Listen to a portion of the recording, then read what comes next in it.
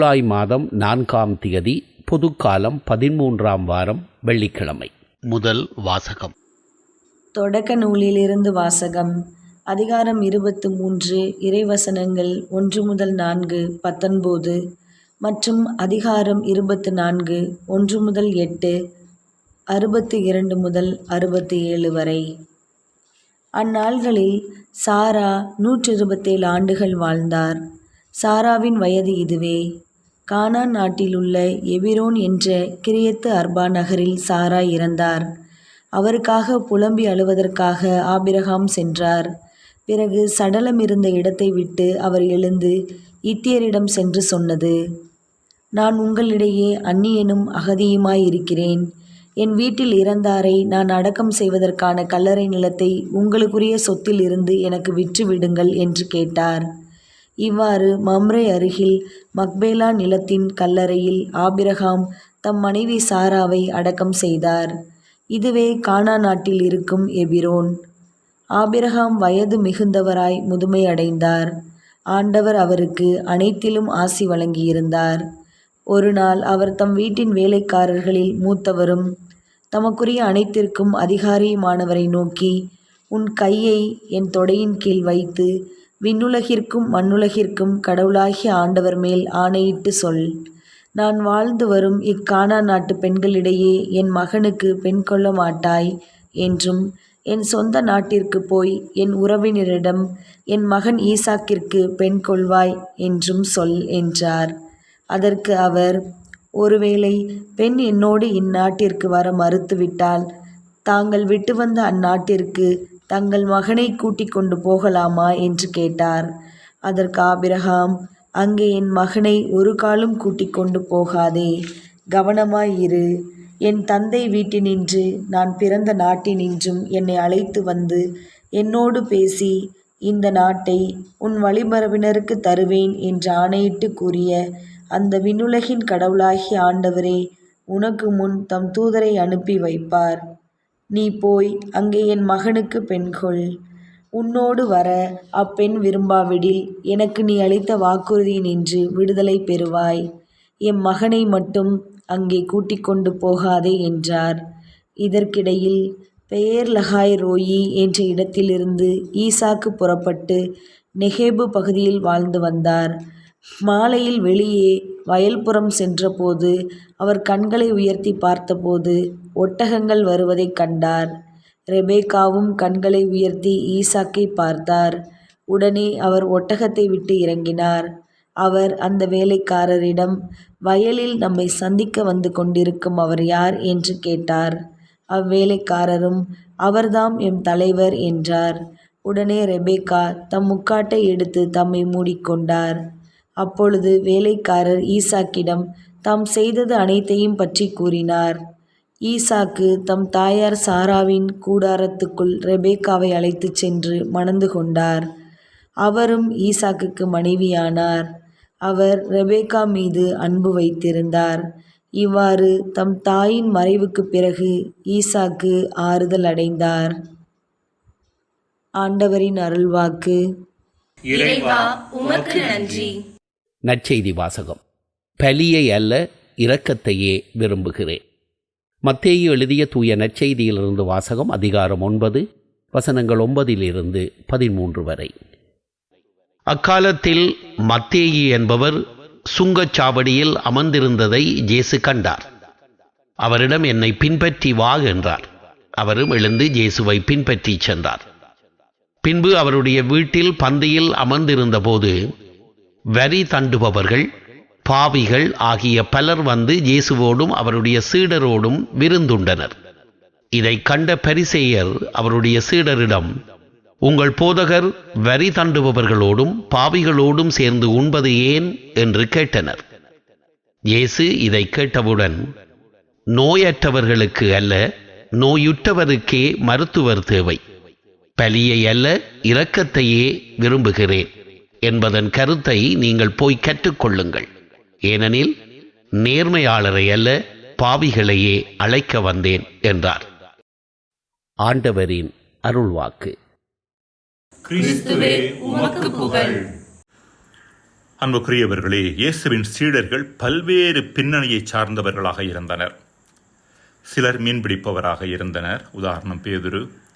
வேறு சிலர் திருமுழுக்கு யோவானின் சீடர்களாக இருந்தவர்கள், உதாரணம் யோவான் மற்றும் அந்திரேயா.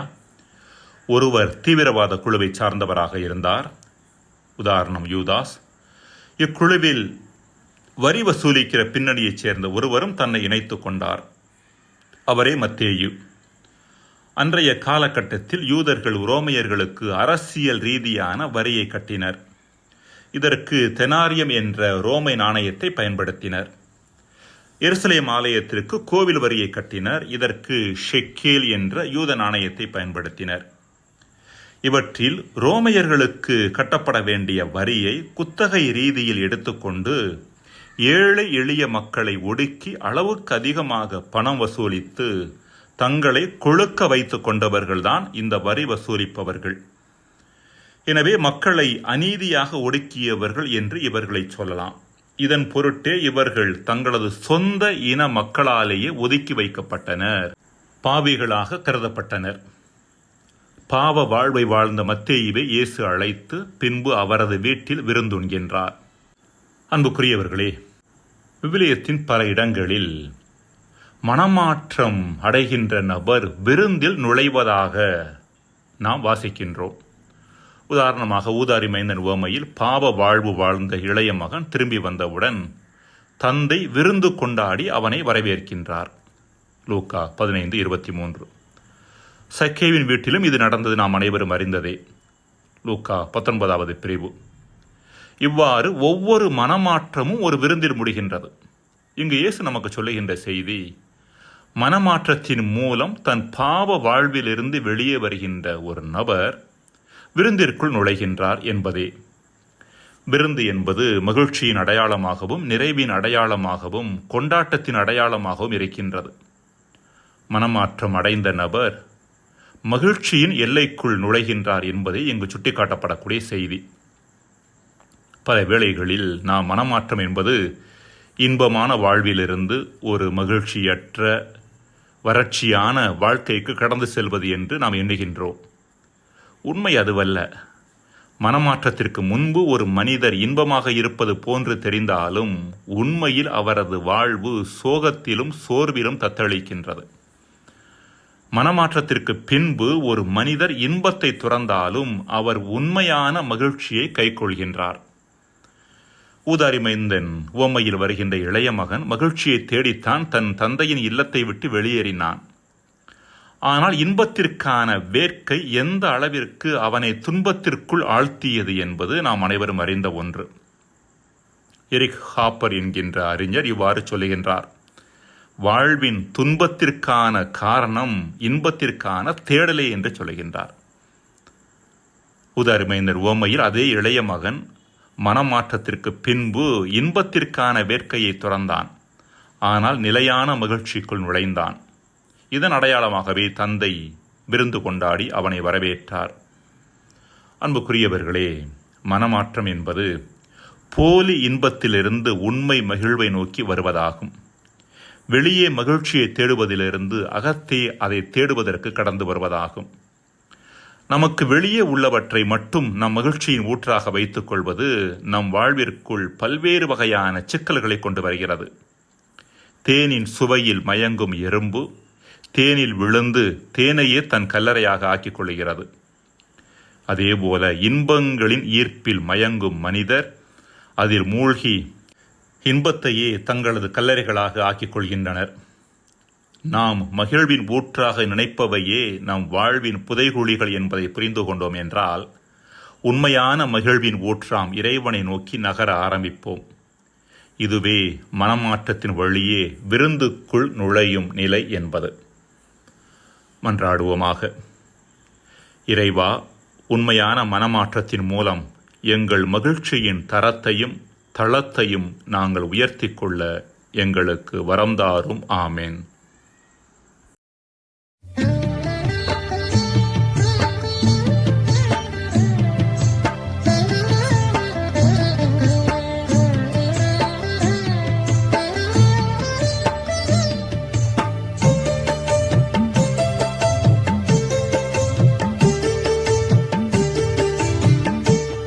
ஏசையா ஏசையா ஏசையா ஏசையா ஏசையா ஏசையா ஏசையா ஏசையா.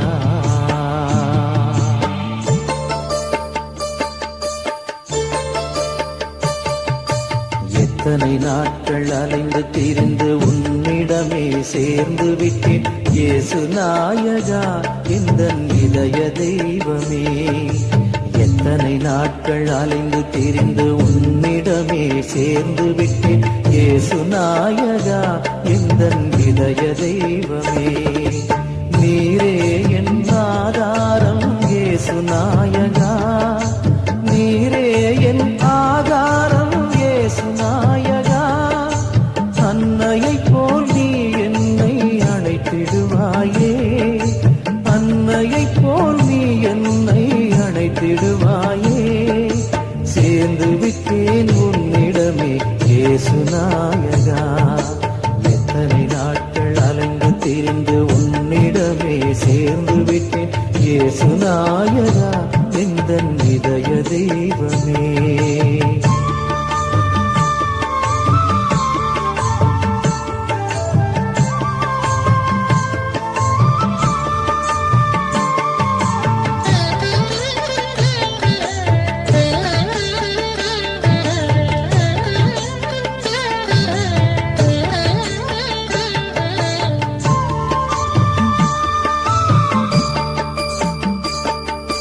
தாகமுடன் வாழ்வினிலே உள்ளவரெல்லாம் என்னிடமே வாரும் என்று அழைத்திடும் தேவா.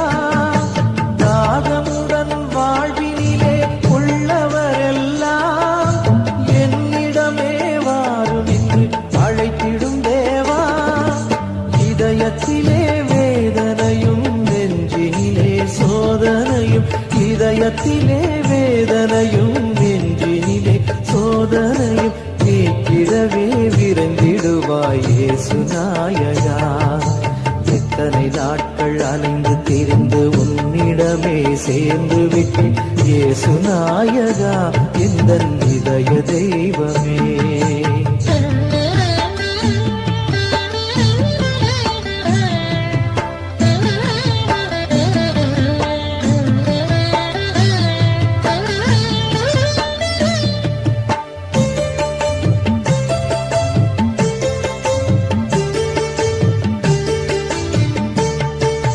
வாழ்க்கையிலே வதங்கி விழும் மானிடரெல்லாம் என்னிடமே வாரும் என்று அழைத்திடும் தேவா.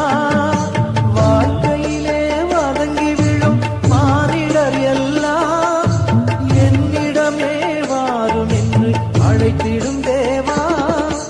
மனதினிலே கவலைகளும் உள்ளத்திலே சோகத்தையும், மனதினிலே கவலைகளும் உள்ளத்திலே சோகத்தையும் நீக்கிடவே அருள் புரிவாய் இயேசு நாயகா. எத்தனை நாட்கள் அலைந்து திரிந்து உன்னிடமே சேர்ந்து விட்டேன் இயேசு நாயகா எந்தன் இதய தெய்வமே. எத்தனை நாட்கள் அலைந்து திரிந்து உன்னிடமே சேர்ந்து விட்டேன் இயேசு நாயகா எந்தன் இதய தெய்வமே. நீரே என் ஆதாரம் இயேசு நாயகா, நீரே என் ஆதாரம் இயேசு நாயகா. அன்னையை போல் நீ என்னை அழைத்திடுவாயே, அன்னையை போல் நீ என்னை அழைத்திடுவாயே. சேர்ந்து விட்டேன் உன்னிடமே இயேசு நாயகா. எத்தனை நாட்கள் அலைந்து திரிந்து உன்னிடமே சேர்ந்து விட்டேன் இயேசு நாயகா எந்தன் இதய தெய்வமே. இயேசு நாயகா எந்தன் இதய தெய்வமே. இயேசு நாயகா எந்தன் இதய தெய்வமே.